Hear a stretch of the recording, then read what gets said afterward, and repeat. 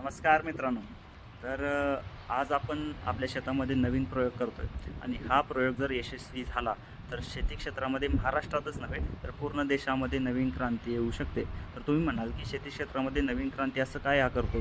तर तुम्ही जर माझ्या मागची शेतजमीन बघितली तर आता या शेतजमिनीची मशागत चालू आहे आणि या शेतजमिनीमध्ये आपण ऊसाचं पीक घेणार आहे. आणि तुम्ही म्हणाल की ऊसाचं पीक घेऊन हा नवीन क्रांती काय करणार आहे? तर आपला सगळ्यात महत्त्वाचा उद्देश असा आहे की ह्या ऊसाच्या शेतीमध्ये जास्तीत जास्त ऑर्गॅनिक आणि कमीत कमी रासायनिक, जेवढं आपल्याला कमीत कमी रासायनिक खत वापरता येईल तेवढं आपण रासायनिक खत वापरणार आहे आणि जास्तीत जास्त भर आपण देणार आहे ऑर्गॅनिकवर. बऱ्याच शेतकऱ्यांचा गैरसमज आहे की ऑर्गॅनिक शेतीमध्ये उत्पादन जास्त भेटत नाही आणि ऑर्गॅनिक शेतीमध्ये नुकसान जास्त होतं, खर्च जास्त राहतो आणि तेवढ्या प्रमाणात उत्पादन निघत नाही.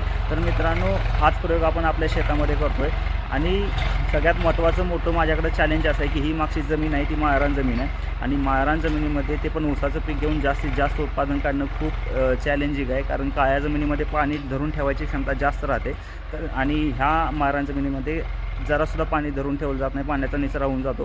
ही सगळ्यात मोठं चॅलेंज आपल्याकडे आहे. ज्यांची जमीन माळरान आहे, ज्यांच्याकडे कमी पाणी आहे, पाण्याचा प्रॉब्लेम आहे, त्यांच्यासाठी हे व्हिडिओ खूप महत्त्वाचे ठरणार आहेत, कारण इथेसुद्धा तोच प्रॉब्लेम आहे, जास्त पाण्याची आपल्याकडे सुविधा नाही आहे. त्यासाठी आपण आधुनिक शेतीचा मार्ग अवलंबणार आहे आणि जास्त जास्त ऑर्गॅनिक खत वापरून, कमीत कमी रासायनिक खत वापरून कसं आपल्याला जास्त उत्पादन घेता येतं. आता हे जमीन जवळपास 25 ते 30 गुंठ्यापर्यंत, म्हणजे पाऊण एकर क्षेत्र आहे आणि पाऊण एकरमध्ये आपण एकरी 100 टनच्या हिशोबानं, 100+ हिशोबानं, पण ही जमीन माळरान असल्यामुळे आपण एकरी 100 टन तरी ऊस निघावा ह्या पद्धतीनं आपण प्रयत्न करणार आहे.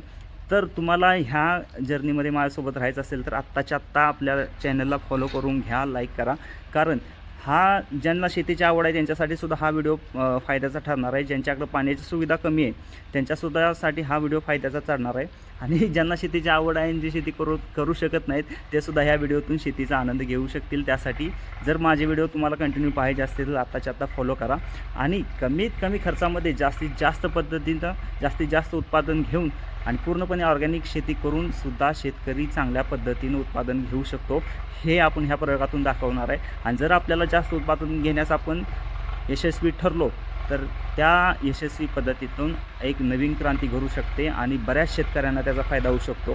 त्यासाठी तुम्ही पहिल्यांदा चॅनलला फॉलो करा, त्यामुळे मी जे व्हिडिओ टाकेन ते तुम्हाला व्हिडिओ भेटतील. आता तर सुरुवातच आहे आपली, आजच मी व्हिडिओ टाकायला सुरुवात करतो आहे. आता तर आपली मशागत चालू आहे, नंतर बरेच स्टेप येणार आहेत, लागवड येणार आहे, नंतर पीक आपलं वाढणार आहे, पिकाला खतं कोणती टाकायची, हे सगळं नियोजन आपण करणार आहे. त्यासाठी तुम्ही माझ्यासोबत राहा.